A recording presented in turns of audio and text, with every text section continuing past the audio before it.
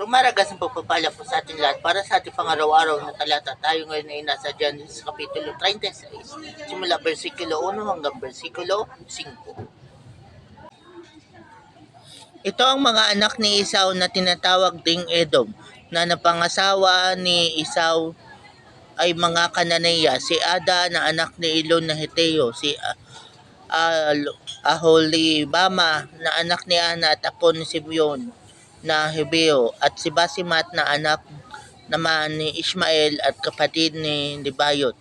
Ang anak ni Esau kay Ada at si Elipas kay Basimat ay si Ruel.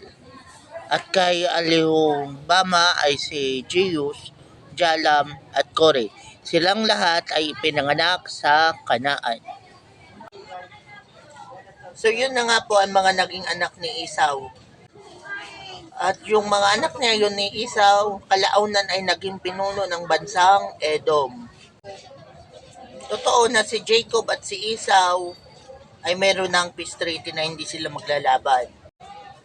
Kaya lang yung mga descendants nila, yun ang naging magkalaban.